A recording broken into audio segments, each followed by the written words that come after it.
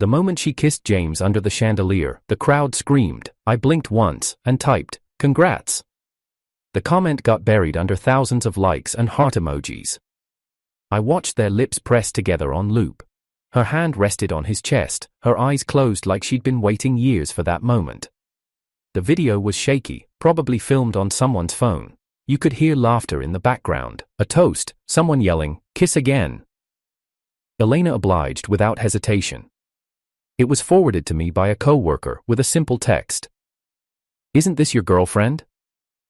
I didn't respond. Instead, I clicked play again. There she was. Same black off-shoulder dress she told me she was only wearing because it was formal but boring. Funny, I hadn't even been invited to the event, said it was too exclusive, internal staff only. Her company had just secured a massive acquisition deal. She told me she'd be too busy all night and to just rest early. And now here she was, kissing James, the same James who had conveniently returned from overseas just 8 months ago. The same James who was introduced to me as an old friend, nothing more. The same James who texted her at midnight with memes that apparently had to be opened immediately. I watched it again, this time looking at the background. Red wine, champagne flutes, guests in suits and glittered gowns, and Elena in the center, bathed in golden light like the star of the night. And James, polished, smiling, smug as ever. Their faces so close, their silhouettes almost cinematic. I adjusted the volume and caught a guest shouting, "Finally, the perfect couple." My thumb hovered over the screen. I scrolled down, saw dozens of comments. "They look so good together. It's about time she moved on from that loser boyfriend. James and Elena were always meant to be." My face didn't move, not a single twitch. I just kept scrolling. And I typed, "After sneaking around for so many years, they finally dare to kiss openly. Glad it's trending. Congrats." I hit send, and just like that, I closed the app and opened my work email. There was a pending proposal I hadn't finished last night. I started typing a reply to my manager. The keystrokes were steady, rhythmic, emotionless, no rage, no heartbreak, just a strange clarity, like a final door quietly clicking shut. There was nothing more to feel, nothing left to shout. No one cheats by accident, no one kisses like that without meaning it. Maybe the signs were always there, the way she smiled at him when she thought I wasn't watching, the way she always defended him when I brought up boundaries. Maybe the most humiliating part wasn't the kiss, maybe it was the fact that I didn't even flinch when I saw it. I clicked save on my draft email, then I muted my phone and let it fall face down on the table. For the first time in years, the silence didn't feel like punishment. It felt like peace. When Elena first entered my life, she carried the kind of charm that made people pause mid-sentence, the kind that made you forgive delays, missed calls, sharp words, and hollow apologies. I met her at a networking event 3 years ago. She had just joined her firm as a junior analyst. I remember her shoes, too tight for comfort, but she still walked like she owned the floor. I remember her laughter, the way it filled the gaps in any silence. I remember thinking, if I could be the person who made her laugh like that forever, that'd be enough. We started slow, coffee runs between meetings, shared playlists, a midnight call that lasted till sunrise. Within months, we were in a relationship. I called it love, she didn't call it anything. Labels are outdated, she'd say. But she held my hand when no one was looking, texted me when I was away, and cried when I forgot her birthday once, so I assumed that meant something. For 3 years, I adjusted my life to fit her tempo. When my father had his first heart scare, I was at the hospital with him day and night. I asked her to visit. She said she would. She didn't. Said James had a fever and he needed her. Fever. Not an emergency, not a collapse, just a sneeze and a sore throat. But she brought him soup and stayed the night. That was the same evening my father asked, "Is she coming?" I lied and said she was caught in traffic. I warmed the food again, ate in silence. When James came back from abroad, everything shifted. I was no longer the center, just the placeholder. She'd speak of him casually. "He's changed so much," she said. I didn't realize how much I missed having someone who gets me. I tried to ask what that meant. She rolled her eyes. "Don't get insecure, you know you're different. Different. Not special, not important, just, not James." At dinners with her colleagues, I was never invited. They don't really breed. Nung partners, she'd say. And besides, no one knows I'm dating. I nodded. She called it professionalism. I called it hiding. Not once in those 3 years did she post a photo with me. She posted latte art, her cat, new books, sunsets, but not me. But I was patient. I believed time fixed things. I believed that the version of her I met, the girl in tight shoes and loud laughter, would come back. I cooked her favorite meals, left notes on her mirror, remembered every important date, bought gifts she never asked for. She forgot my birthday once, said she thought it was the next week. I laughed it off. 2 weeks ago, she messaged me, "Company banquet tomorrow, you should come." That was her version of an apology. I replied, "Sure." She didn't send the invite. Didn't mention the venue. Nothing. I waited, hoping she'd remember. She didn't. So I looked it up myself. When I reached the hotel, the guards wouldn't let me in.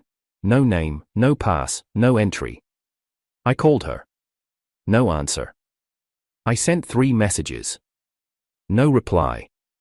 I stood there for 15 minutes, watching the guests arrive, suits, gowns, laughter. And then James walked in, with her. They didn't see me, or maybe they did, didn't matter. I turned around and walked home, the city lights blurred against the cold glass windows of passing cars. I didn't feel cold, I didn't feel anything. By the time I got home, my phone buzzed, a forwarded video. I tapped it, and there it was, Elena, in that black off-shoulder dress, arms around James, kissing him like no one else existed. People in the background clapped, someone shouted, "Finally." The caption read, "The main stars of the banquet, Elena and her date." The comments were worse, "Match made in heaven, they look perfect, glad she found her real love." I stared at the screen, not one tear, not one curse. I just typed under the post. After sneaking around for so many years, they finally dare to kiss openly. Congrats. I didn't expect her to read it. Maybe she never would. It wasn't for her anyway. It was for me. I turned off the lights, poured a glass of water, and sat in silence. It wasn't pain, it wasn't rage, it was stillness. A kind of quiet only people who've been disappointed too many times understand. A kind of quiet that says, "I saw this coming, I just didn't want to believe it." The door creaked open at 2:16 a.m. I didn't check the time, I just knew. The scent of wine hit the air first, red, cheap, sour. Then came the sound of heels kicking against the wall, a muted thud, and her familiar stagger toward the kitchen. She muttered something under her breath and dropped her purse, then silence, a long pause, and finally, her voice, slurred and soft. "Frederick, I want hangover soup." I didn't move. Not an inch. I heard her step closer to the bedroom, then stop at the threshold. She was swaying, breathing hard, the kind of breath that used to make me worry. Now, it just filled the space. "Frederick?" she whispered again. Still, nothing from me. Eventually, she sighed, stumbled to the bathroom, and shut the door a little too hard. I kept my eyes closed the whole time, breathing slowly, pretending sleep. When she came out and climbed into bed, the mattress shifted, and I felt her hand graze my arm, testing for warmth. I didn't react. Minutes passed, maybe hours. I stared at the inside of my eyelids and felt nothing. Morning came. I got up early, earlier than usual, brushed my teeth in silence, skipped the kitchen, left the apartment without a sound. No breakfast, no reheated soup, no coffee with cinnamon dusted on top, the way she liked it. When I came home that night, she was already sitting on the couch, phone in hand, fake smile on her face. "You didn't make breakfast," she said, half laughing, half accusing. I walked past her. She followed me to the kitchen. "Why didn't you come last night?" I opened the fridge. It was empty, save for a half-used tub of butter and expired juice. "I wasn't invited," I said flatly. "Oh, come on," she rolled her eyes, playfully tapping my arm. "You know these events are chaotic. No one really brings plus ones." I looked at her. "You brought James." Her expression froze for a moment. He just happened to be there. His company was one of the partners. I saw the video." A beat of silence. She looked down at her nails. "You're being dramatic. It was just part of the celebration." "It was a kiss, Elena." She scoffed, then laughed like I was some overreacting child. "Frederick, we were playing a game. The crowd yelled, people chanted. It was nothing serious." I smiled. Not because I believed her, but because I finally didn't care if she lied. She stepped forward, brushing her hand against mine. Don't do this. Don't ruin things over nothing. I'm not ruining anything, I replied, moving past her. You already did. Her lips parted like she wanted to argue, but she didn't. She hated being the one chasing. And I wasn't the one chasing anymore. The days that followed blurred together. I started leaving the apartment before she woke up. Got to work early, stayed late. I began volunteering for side projects I used to avoid. Anything to stay out of that apartment a little longer. She began noticing. First, it was the untouched meals she left out. Then, the unwashed mugs piling up in the sink. One evening, I found her sitting at the table with 2 plates. Mine was cold. You didn't say you'd be working late, she said. I didn't know I had to. Her eyes searched my face for softness. She found none. That weekend, she tried cooking, her version of a peace offering. The rice was undercooked, the chicken was bland. I took one bite and went back to my room. Behind me, I heard her mumble, "You used to love anything I made." I didn't respond. Because I never did. I just loved her. And that was over. She began texting more than usual. Little things. Want me to pick you up from work? Need anything from the store? Dinner tonight. I replied only when necessary. One-word answers, no emojis, no punctuation. One night, she stood by the door as I slipped on my shoes. You're seeing someone else.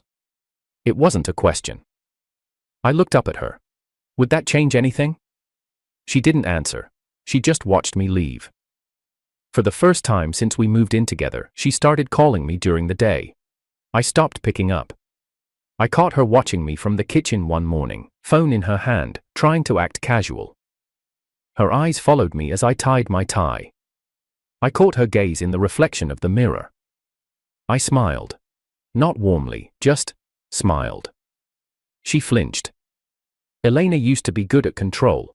She knew how to pivot an argument, how to cry at the exact second to disarm me. How to whisper, "Don't leave," and make it sound like a promise. But now, she was fumbling, and I wasn't catching her anymore. She began to stay home more often. I noticed it but didn't comment. She'd ask, "What do you want for dinner?" and I'd shrug. She'd joke, "You're awfully quiet these days," and I'd nod.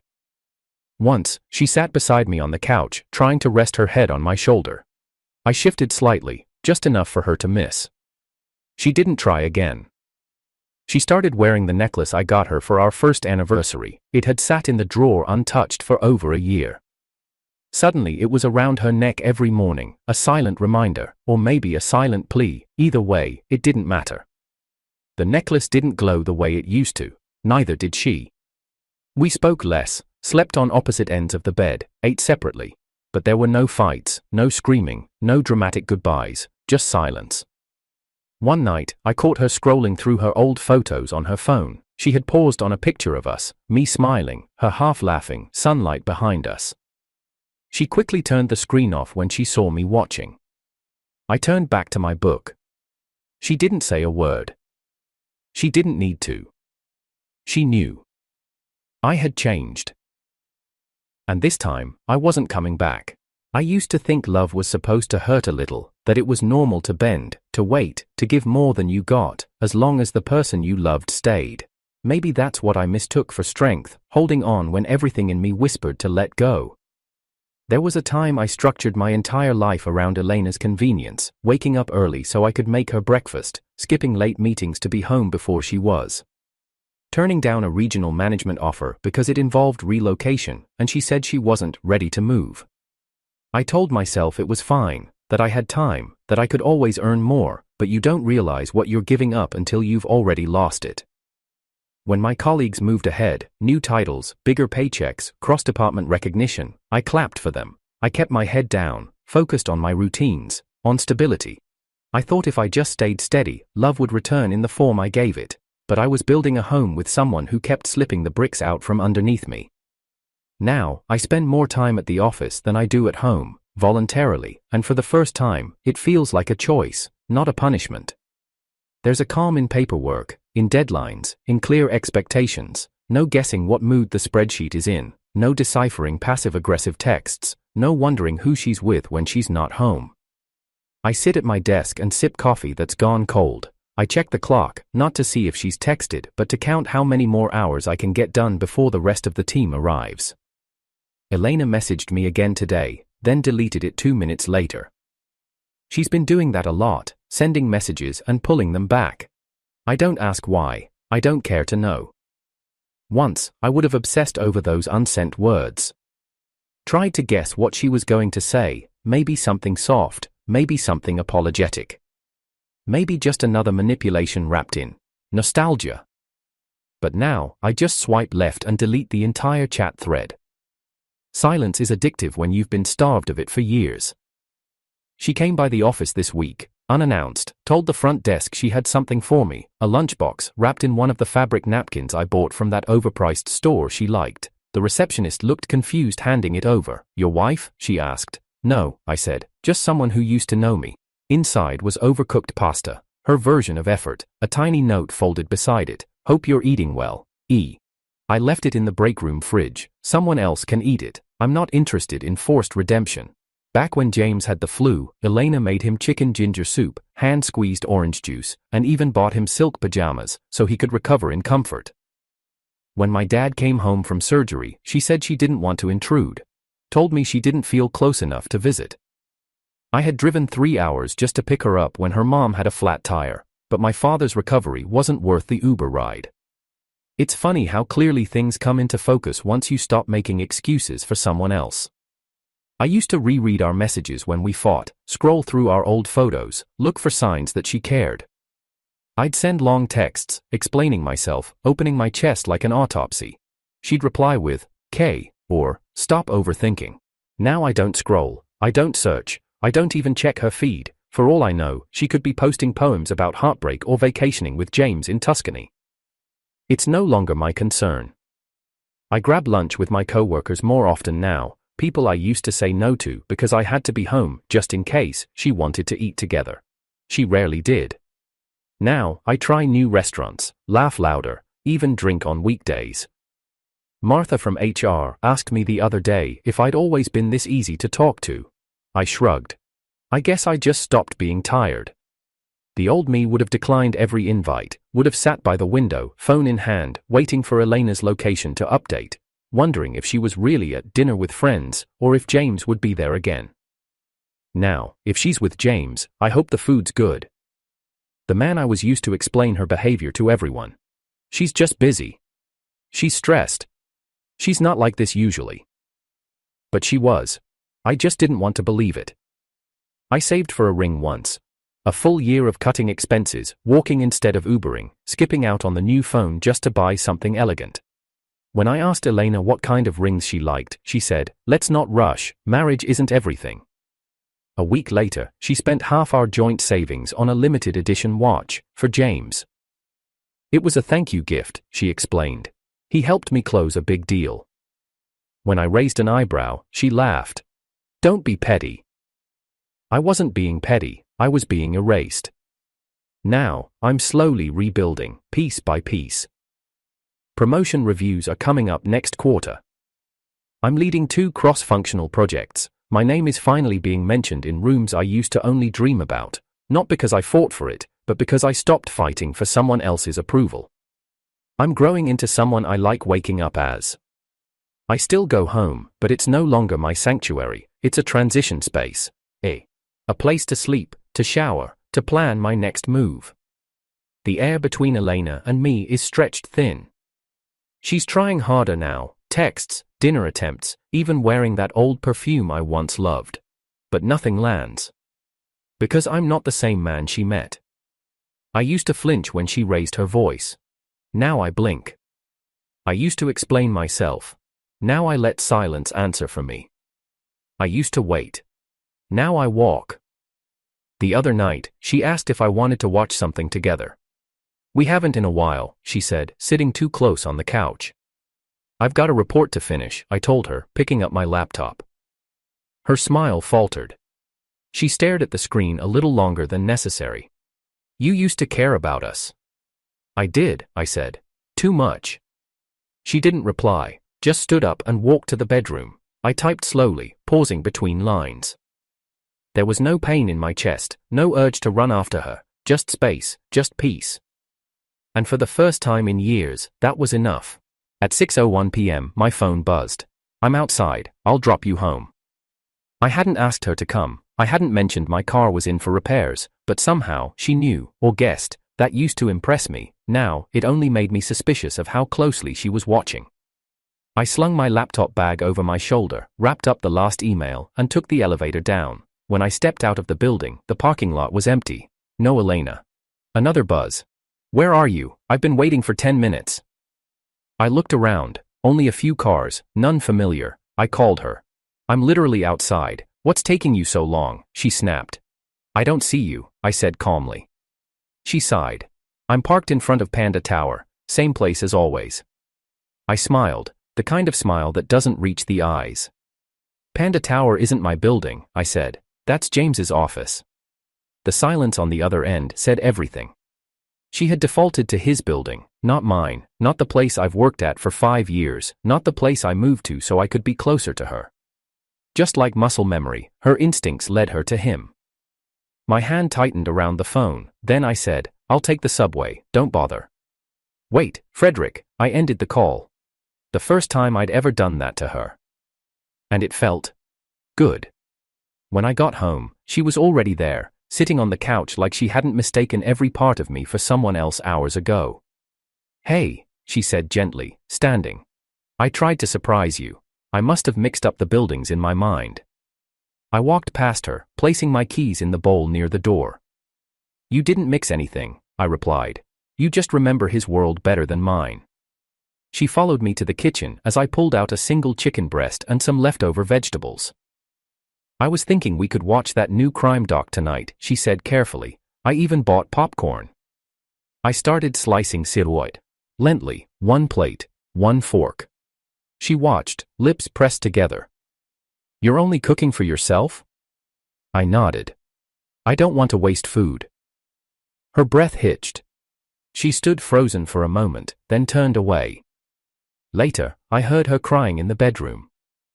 I didn't go in, didn't knock, didn't ask.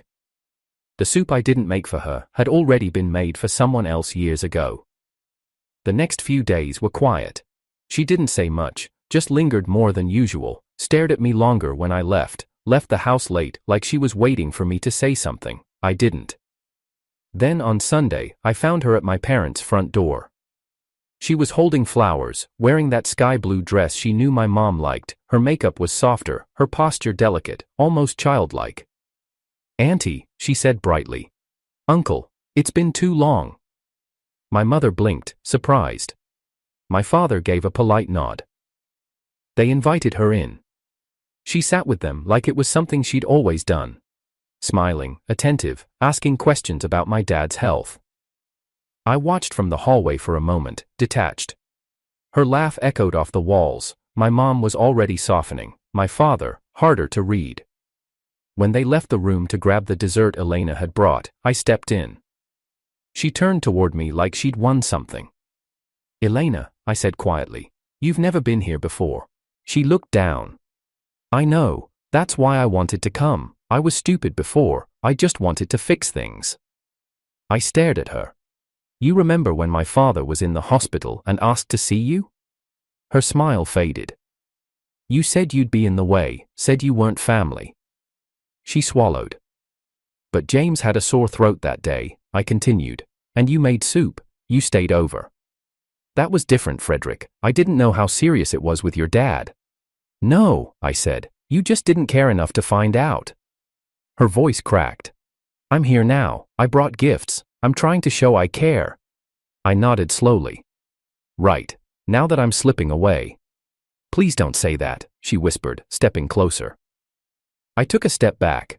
You think effort now erases absence then? I was confused. You were comfortable. I was scared. You were selfish. She reached for my hand. Frederick, I love you. I pulled away before she could touch me. You love knowing someone's still willing to forgive you. She opened her mouth again, eyes glossy. I don't need the explanation, I said. I've heard all the versions. Her shoulders trembled. She tried to say something, to rewrite history through fresh tears and a softened tone, but I didn't stay to listen. I walked out of the room while her sentence was still hanging in the air, unfinished. Just like us. The invitation came midweek, a text from Elena, short and polite, as if she hadn't cried in my parents' hallway days earlier. Lucas and the others are getting together Saturday night. They want you to come too. I'll be there. Would mean a lot if you came. I stared at the screen for a moment, thumb hovering. Then I replied, sure. She didn't expect that. I could tell by the delay in her great, see you then. Follow-up. It wasn't curiosity that made me say yes. It wasn't hope. It was the slow, deliberate need for closure, to stand in the same space as the people who had quietly pitied me and say nothing at all. The gathering was at Lucas's apartment. I recognized the building, the balcony with fairy lights, the music floating from the third floor. I'd been here before, back when I was still naive enough to think shared memories equaled loyalty. When I stepped inside, the room was already full, familiar faces, laughter that didn't quite reach the eyes. Martha smiled at me from across the room and gave a small wave. James was holding a glass of wine, talking to two people who were obviously hanging on his every word. Elena stood beside him, a soft pink dress, hair curled at the ends, nervous smile. Her eyes met mine, and I saw it, a flicker of something unsure, maybe regret, maybe fear. I nodded once, said nothing. An hour passed in easy small talk. I kept to the corner, drink in hand, speaking only when addressed. People glanced at me often, as if waiting for me to crack, to say something, to act like the man they used to laugh at behind closed doors. Then Lucas clapped his hands. All right, we've got something special tonight. I turned. James stepped forward with practiced confidence, holding a bouquet of red roses. 15 years ago, this incredible woman confessed to me, he began, voice projecting. I didn't respond then because I wanted to give her the life she deserved. Now, I'm finally ready to give her everything. Gasps. Cheers. Elena stood frozen. James stepped closer. Elena, he said, lifting the flowers toward her. I think it's time we stop pretending. I was always meant to be with you. The crowd erupted, applause, laughter. Even Martha was clapping. Then came the silence. Because I was clapping too. Slow, steady, and smiling. All eyes turned to me. I stepped forward, calm as stone, and said, wow, congratulations. The third wheel finally got promoted. The air shifted. Someone choked on their drink. Lucas blinked. Elena's face dropped. James narrowed his eyes. What's your problem? I tilted my head. Problem? Not at all, just impressed. Took you 15 years and a viral kiss to get here. Bold strategy. Elena stammered. Frederick, please. I continued, pulling out my phone. If we're celebrating honesty, let's be thorough. I tapped the screen and played the video, the kiss, the cheers, the dress, the spotlight, the timestamp, the truth. The room fell dead silent.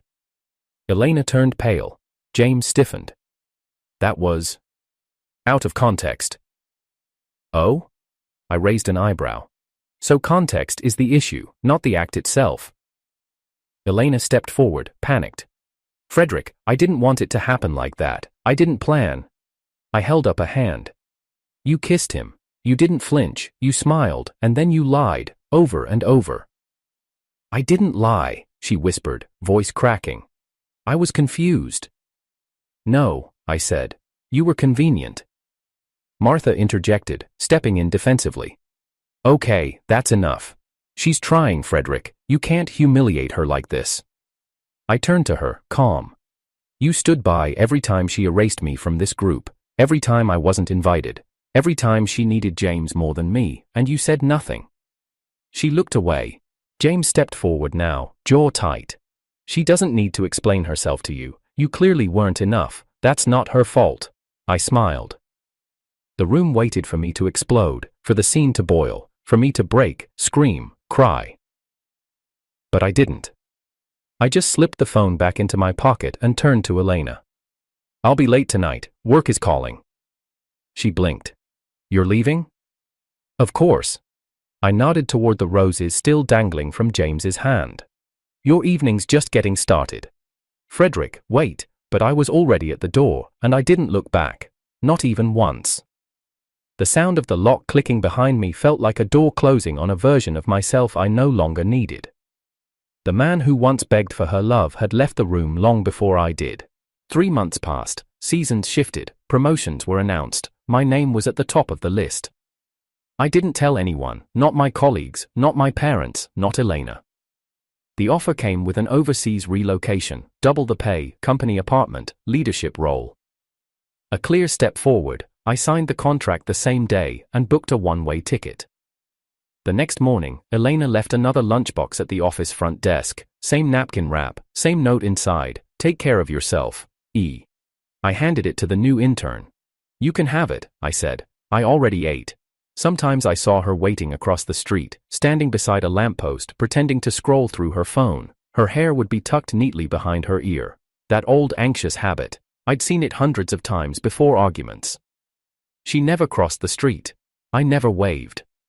She sent messages occasionally, then deleted them. Sometimes she followed up with photos of things we used to like, our favorite coffee shop, the dog that lived next door to our old apartment. I never replied. Martha called once. She's trying, Frederick, she said gently. James is out of the picture. He left the country. She's different now. She was always different when she lost, I said. She just never expected to lose me. I deleted Martha's number after that. I cleaned out my apartment 2 weeks before the move, packed only what I needed, left behind every trace of our time together, the postcards from our weekend trips, the gray hoodie she always wore, her favorite ceramic mug, cracked at the lip, still stained from tea. I left it all. The digital purge followed next, photos, chats, old voicemails. I didn't just delete them. I emptied the trash folder too. My parents were proud of the move, my mom cried a little, my dad clapped me on the back and said, told you you'd find your footing. They didn't ask about Elena, they didn't have. Ito. Because she'd already found her way back into their lives. I discovered it one weekend when I dropped by unannounced. The floors were spotless, the spice rack organized. My father was watching the news with ginger tea in hand, his favorite. My mother said, Elena's been visiting. I nodded. I wasn't surprised. She was methodical like that. Rebuild the side that loved her most. Work her way in through the warmth. She cleaned the whole kitchen, my mom added. Cooked too, even brought homemade dumplings. She's kind, I said. You're not angry? No. Then what are you? Done. The next Sunday, I found her sitting in the garden with my mom, helping prune the roses. She stood when she saw me, brushing dirt from her hands. Hi. Hi. Her eyes searched mine for softness. I didn't give her any. I didn't come here to chase you, she said. I just wanted to help. I know. I miss you, Frederick. I paused, then nodded toward the house. My mom's in there. She'd probably like some help folding laundry. She blinked, then dropped her gaze. That evening, as she prepared to leave, I walked her to the gate. You don't have to do this, I said. I want to. You should live for yourself, I told her. Stop doing this for a man who left you. She stared at me, not crying, just breathing slowly. Do you really think it's too late? Yes, I said. Because it took you losing me to realize you had me. She nodded, lips trembling. Will you ever come back? Not for you.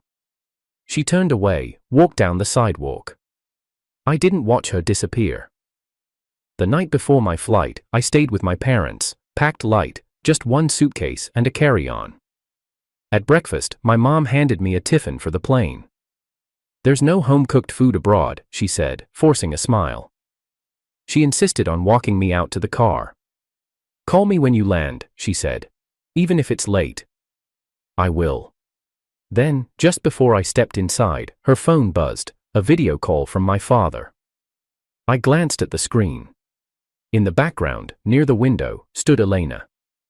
She was wearing the navy blue dress from our first anniversary shoot, the one I used to say made her look like the start of a story. Her eyes met mine. I smiled. Then I ended the call without a word. And got into the car. The plane took off an hour later. I didn't look back once. I landed in a city that smelled like new ambition. I set up my apartment, unpacked, met the new team, walked home under foreign skies. At night, I thought of many things, but never of her, not in the way I used to. The memories remained, but they belonged to a different man. A man who waited, who begged, who believed love meant being last and still staying. He's gone now. This New Year, my mother asked if I'd be bringing someone home. I said, maybe. Then I smiled at my screen and added, maybe I'll rent one, just to keep everyone company.